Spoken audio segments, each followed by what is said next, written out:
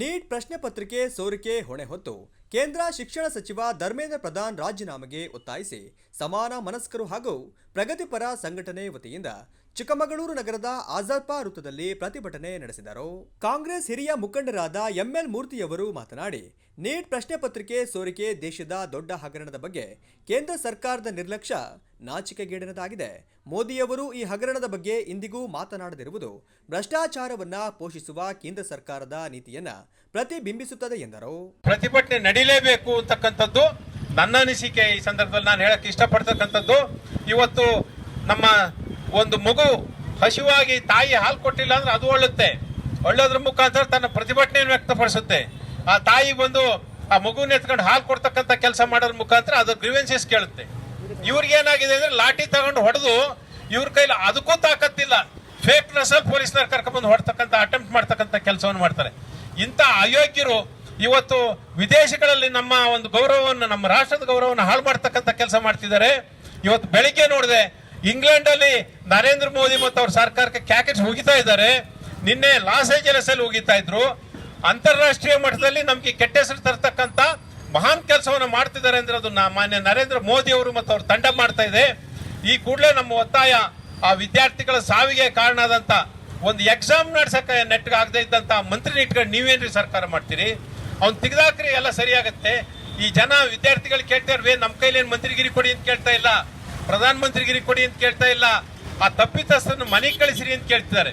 ಅಷ್ಟನ್ನು ಮಾಡಕ್ ಆಗದೆ ಇದ್ದಂತ ಪ್ರಧಾನಿ ಏನ್ ದೇಶದಲ್ಲಿ ಏನ್ ಮಾಡ್ತೀರಿ? ಎಷ್ಟು ದಿವಸ ಐತಿ ಹಗರಣ ಶುರುವಾಗಿ?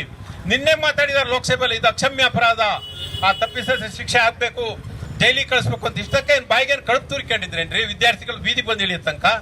ನಿನ್ನೆ ಪ್ರಧಾನಮಂತ್ರಿಯ ಕಚೇರಿ ಮುಂದೆ ಪ್ರತಿಭಟನೆ ಮಾಡ್ತಾ ಇದ್ರೆ ಪ್ರಧಾನಮಂತ್ರಿಯ ಕಚೇರಿ ಮುತ್ತಿಗೆ ಹಾಕ್ತಾರೆ ಅಂತ ಹೇಳಿ ಇವರು ವಿರೋಧ ಪಕ್ಷದ ನಾಯಕರಾದಂತ ರಾಹುಲ್ ಗಾಂಧಿ ಅವ್ರನ್ನ ಅನೇಕರನ್ನ ಬಂಧನ ಮಾಡ್ತಕ್ಕಂಥ ಕೆಲಸ ಮಾಡ್ತಾರೆ.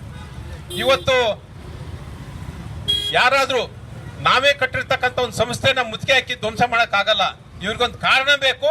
ಆ ಕಾರಣ ಸುಳ್ಳು ಕಾರಣವನ್ನು ಹೇಳ್ಕೊಂಡು ಧ್ವಂಸ ಮಾಡ್ತಕ್ಕಂಥ ಕೆಲಸ, ಪ್ರಜಾತಂತ್ರ ಧ್ವಂಸ ಮಾಡ್ತಕ್ಕಂಥ ಪ್ರತಿಭಟನಾಕಾರರು ಶಾಂತಿಯುತವಾಗಿ ಧರಣಿ ಮಾಡ್ತಾ ಇದ್ರು. ಅವ್ರನ್ನ ಎತ್ತಾಕೊಂಡೋಗಿ ಅವ್ರ ಮೇಲೆ ಹಲ್ಲೆ ಮಾಡ್ತಕ್ಕಂಥ ಕೆಲಸವನ್ನು ಮಾಡಿ ಈ ಏನು ಸರ್ವಾಧಿಕಾರಿ ಧೋರಣೆಯನ್ನ ತಾಳಿ ಚಳುವಳಿಯನ್ನ ಹತ್ತಿಕ್ತಕ್ಕಂಥ ಕೆಲಸ ಮಾಡ್ತಾರೆ. ಬಿಎಸ್ಪಿ ಮುಖಂಡರಾದ ಕೆಟಿ ರಾಧಾಕೃಷ್ಣ ಅವರು ಮಾತನಾಡಿ, ದೇಶದ ದೊಡ್ಡ ಕೋಚಿಂಗ್ ಸೆಂಟರ್ಗಳ ಒಳ ಒಪ್ಪಂದದಿಂದ ಪ್ರಶ್ನೆ ಪತ್ರಿಕೆ ಸೋರಿಕೆಯಾಗಿದೆ. ಇದರಲ್ಲಿ ಬಿಜೆಪಿಯ ಅಂಗ ಸಂಘಟನೆಗಳ ಪಾಲು ಇದೆ ಎಂದರು. ಅವರೆಲ್ಲರಿಗಿಂತ ಹೆಚ್ಚು 11 ವರ್ಷಗಳಲ್ಲಿ ಹೊರದೇಶವನ್ನ ಅವರು ಸುತ್ತಿದ್ದಾರೆ. ಹೊರದೇಶದಲ್ಲಿ ಅನೇಕ ರಾಷ್ಟ್ರಗಳಲ್ಲಿ ಅವರಿಗೆ ಮೆಡ್ಲನ್ನ ಕೊಟ್ಟಿದ್ದಾರೆ, ವಿಶ್ವ ನಾಯಕನ ಪಟ್ಟವನ್ನ ಕೊಟ್ಟಿದ್ದಾರೆ. ಬಹುಶಃ ಅವರು ತಗೊಂಡಷ್ಟು ಪ್ರಶಸ್ತಿಯನ್ನು ಹೊರದೇಶದಲ್ಲಿ ಇದುವರೆಗೆ ಆಗಿರುವಂಥ ಪ್ರಧಾನಿ ಯಾರೂ ತಗೊಳಕ್ಕಾಗಿಲ್ಲ ಅಂತೇಳಿ ನನ್ನ ಅನಿಸಿಕೆ. ಅದೇ ನಮ್ಮ ದೇಶದೊಳಗೆ ನೋಡಿದ್ರೆ ಇಷ್ಟು ವರ್ಷಗಳ ಕಾಲ ಪ್ರಧಾನಮಂತ್ರಿಗಳಾದ್ರಲ್ಲ, ಅವರೆಲ್ಲರಿಗಿಂತ ಹೆಚ್ಚು ಭ್ರಷ್ಟಾಚಾರದಲ್ಲಿ ಮುಳುಗಿರುವಂಥ ಪ್ರಧಾನಮಂತ್ರಿ ಮೊದಲನೇರು ಅಂತಂದ್ರೆ ನರೇಂದ್ರ ಮೋದಿ ಅವರು. ಬಹುಶಃ ಅವರಷ್ಟು ಸ್ವಜನ ಪಕ್ಷಪಾತವನ್ನು ಕೂಡ ಇದುವರೆಗೆ ಆಗಿರುವಂಥ ಪ್ರಧಾನಮಂತ್ರಿಗಳು ಮಾಡಿಲ್ಲ. ಅಷ್ಟೊಂದು ಕೆಟ್ಟ ಆಡಳಿತವನ್ನ ನಮ್ಮ ಭಾರತ ದೇಶಕ್ಕೆ ಕೊಡ್ತಾ ಇದ್ದಾರೆ. ನಮ್ಮ ಎಂ ಎಲ್ ಮೂರ್ತಿ ಸಾಹೇಬರು ಮಾತಾಡಿದಾಗೆ ಪ್ರಜಾಪ್ರಭುತ್ವ ಅಂತಂದ್ರೆ ಅವರ ಬೇಡಿಕೆಗಳನ್ನ ಅಥವಾ ಅವರ ಸಮಸ್ಯೆಗಳನ್ನ ಹೇಳಿಕೊಡುವಂತ ಒಂದು ಸ್ಥಿತಿ ಇರಬೇಕು. ಆದ್ರೆ ಇವತ್ತು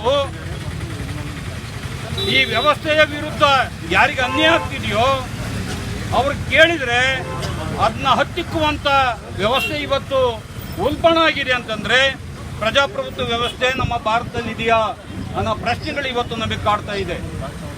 ಮಿತ್ರರೇ, ಅವರು ಅನೇಕ ವರ್ಷಗಳ ಕಾಲ ಕಾಂಗ್ರೆಸ್ ಆಡಳಿತ ಇರಬಹುದು ಅಥವಾ ಬೇರೆ ಬೇರೆ ಆಡಳಿತ ಏನಿತ್ತು ನಮ್ಮ ಭಾರತದಲ್ಲಿ, ಅದನ್ನೆಲ್ಲ ಆರೋಪಿಸಲೇ ಬಂದರು.